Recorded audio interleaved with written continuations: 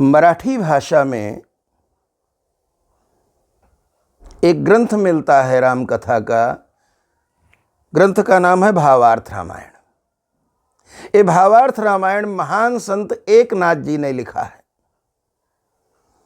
आपकी जानकारी के लिए बता दूं, आपने 18 पुराणों के दर्शन न किए हों, लेकिन श्रीमद् भागवत के दर्शन शायद किए होंगे। उसमें 18,000 श्लोक हैं।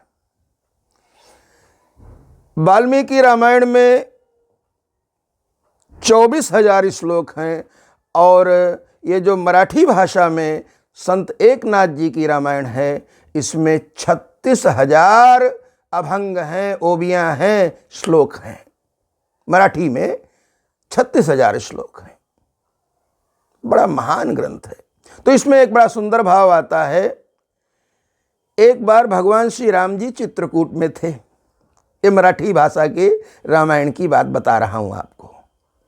तो भगवान श्री राम जी ने देखा सामने एक बड़ा विशाल वृक्ष है और उससे एक बड़ी सुंदर लता लिपटी हुई है। राम जी ने वृक्ष को अपने रूप में और लता को सीता जी के रूप में देख करके कहा कि ये वृक्ष बड़ा सौभाग्यशाली है, इतनी सुंदर लता जो है इससे लिपटी हुई है। सीता जी समझ गई कि मेरे प्रभु का आशय क्या है। उन्होंने कहा, नहीं प्रभु, ये वृक्ष भाग्यवान नहीं है, ये लता भाग्यवान है कि इसने मजबूत वृक्ष का आश्रय ले रखा है। अब इस बात का निर्णय कौन करे? दोनों पक्ष अलग अलग बात कह रहे हैं। लक्ष्मण जी से पूछा गया, लक्ष्मण जी आप क्या कहते हो? राम जी ने कहा, लक्ष्मण मेरे पक्ष में बोलना, विपक्ष में मत जाना। माता सीता जी ने कहा, लक्ष्मण खबरदार, तू मेरा पुत्र है, मेरे पक्ष में बोलना। अब न्यायाधीश किस पक्ष में बोले? लक्ष्मण जी ने कहा, माते और प्रभु, आप दोनों से मेरा एक निवेदन है, न तो ये वृक्ष भाग्यवान है, न तो ये लता भाग्यवान है। बोले फिर?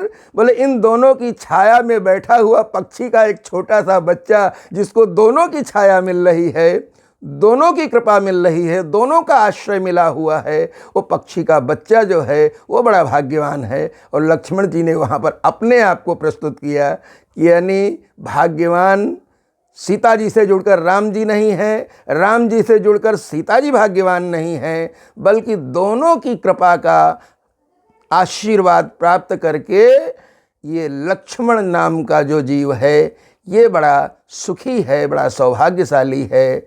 सच्ची बात यही है, सौभाग्य तो परमात्मा के चरणों में है।